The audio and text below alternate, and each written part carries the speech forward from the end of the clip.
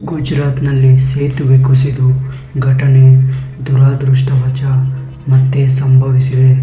ಇಂದು ಬೆಳಗ್ಗೆ 7:30ರ ವೇಳೆ ವಡೋದರಾದ ಜಿಲ್ಲೆಯ ಮುಜಫ್ಫರ್ಪುರ ಬಳಿ ಇದು ಗಂಭೀರ ಸೇತುವೆ ಒಂದು ಭಾಗ ಕುಸಿದು ಮಹಿಸಾಗರ ನದಿಗೆ ಹಲವು ವಾಹನಗಳು ಬಿದ್ದು 9 ಮಂದಿ ಸಾವನ್ನಪ್ಪಿದ್ದಾರೆ.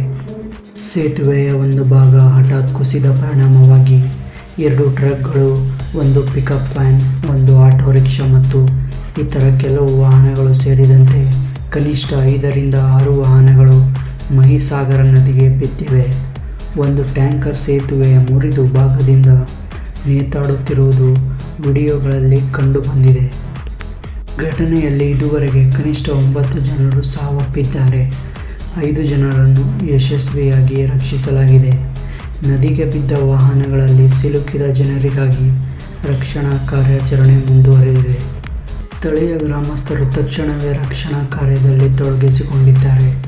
ಮಾಹಿತಿ ಸಿಕ್ಕ ತಕ್ಷಣವೇ ಅಗ್ನಿಶಾಮಕ ದಳ, ಪೊಲೀಸ್ ಪಡೆ ಮತ್ತು ರಾಷ್ಟ್ರೀಯ ವಿಪತ್ತು ನಿರ್ವಹಣಾ ಪಡೆ ತಂಡಗಳು ಸ್ಥಳಕ್ಕೆ ಧಾವಿಸಿವೆ. ಎನ್ಡಿಆರ್ಎಫ್ನ ವಡೋದರಾ ಘಟಕವು ಆಳವಾದ ನೀರಿನಲ್ಲಿ ಮುಳುಗುವ ಸಾಮರ್ಥ್ಯ ಹೊಂದಿರುವ ಡೈವರ್ಗಳೊಂದಿಗೆ ತಂಡವನ್ನು ನಿಯೋಜಿಸಿದೆ. ಸ್ಥಳೀಯರು ಈ ಗಂಭೀರ ಸೇತುವೆಯು ಹಲವು ವರ್ಷಗಳಿಂದಲೇ ಶಿಥಿಲಾವಸ್ಥೆಯಲ್ಲಿತ್ತು ಎಂದು ಹೇಳಿದ್ದಾರೆ.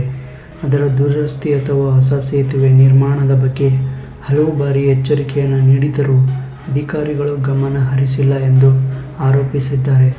ಆದಾಗ್ಯೂ ಗುಜರಾತ್ನ ಆರೋಗ್ಯ ಸಚಿವ ಋಷಿಕೇಶ್ ಪಟೇಲ್ ಅವರು ಸೇತುವೆಯನ್ನು 1985ರಲ್ಲಿ ನಿರ್ಮಿಸಲಾಗಿದ್ದು, ಅಗತ್ಯವಿದ್ದಾಗ ಕಾಲಕಾಲಕ್ಕೆ ನಿರ್ವಹಣೆಯನ್ನು ಮಾಡಲಾಗುತ್ತಿತ್ತು ಎಂದು ತಿಳಿಸಿದ್ದಾರೆ. ಇನ್ನು ಮುಖ್ಯಮಂತ್ರಿ ಭೂಪೇಂದ್ರ ಪಟೇಲ್ ಅವರು ತಾಂತ್ರಿಕ ತಜ್ಞರನ್ನು ಘಟನಾ ಸ್ಥಳಕ್ಕೆ ಕಳುಹಿಸಿ ಸೇತುವೆ ಕುಸಿತಕ್ಕೆ ನಿಖರ ಕಾರಣವನ್ನು ತನಿಖೆ ಮಾಡುವಂತೆ ಆದೇಶಿಸಿದ್ದಾರೆ. ಈ ಘಟನೆ ಗುಜರಾತ್ನಲ್ಲಿ ಇತ್ತೀಚೆಗೆ ಸಂಭವಿಸಿದ ಮತ್ತೊಂದು ಸೇತುವೆ ದುರಂತವಾಗಿದೆ. 2022ರಲ್ಲಿ ಮೋರ್ಬಿಯಲ್ಲಿ ತೂಗು ಸೇತುವೆ ಕುಸಿದು 140ಕ್ಕೂ ಹೆಚ್ಚು ಜನರು ಸಾವನ್ನಪ್ಪಿದ್ದು, ಇನ್ನೂ ಜನರ ಮನಸ್ಸಿಂದ ಮಾಸಿಲ್ಲ. ಈ ಹಿನ್ನೆಲೆಯಲ್ಲಿ ಪ್ರಸ್ತುತ ಸೇತುವೆ ಕುಸಿದ ಘಟನೆ ರಾಜ್ಯದಲ್ಲಿ ಸೇತುವೆಗಳ ನಿರ್ವಹಣೆ ಮತ್ತು ಸುರಕ್ಷತೆಯ ಬಗ್ಗೆ ಗಂಭೀರ ಪ್ರಶ್ನೆಗಳನ್ನು ಹುಟ್ಟುಹಾಕಿದೆ. ಈ ಸೇತುವೆಯು ಸುಮಾರು 4 ದಶಕಗಳಷ್ಟು ಹಳೆಯ ಸೇತುವೆಯಾಗಿದ್ದು, ಈ ಸೇತುವೆ ವಡೋದರಾ ಮತ್ತು ಆನಂದ್ ಜಿಲ್ಲೆಗಳನ್ನು ಸಂಪರ್ಕಿಸುತ್ತೆ. ಒಟ್ಟು 900 ಮೀಟರ್ ಉದ್ದವಿದ್ದು 23 ಪಿಲ್ಲರ್ಗಳನ್ನು ಹೊಂದಿದೆ. ಕುಸಿದ ಭಾಗವು 2 ಪಿಲ್ಲರ್ಗಳ ನಡುವಿನ ಸ್ಲಾಗ್ ಆಗಿತ್ತು. ಇದು ಗುಜರಾತ್ನಲ್ಲಿ ನಡೆದ ಸೇತುವೆ ಕುಸಿತದ ದೊಡ್ಡ ದುರಂತ. ಮಾಹಿತಿ ಮತ್ತೊಂದು ಸುದ್ದಿಯೊಂದಿಗೆ ಸಿಗ್ತಾ ಇರೋಣ. ಅಲ್ಲಿವರೆಗೂ ನಮಸ್ಕಾರ.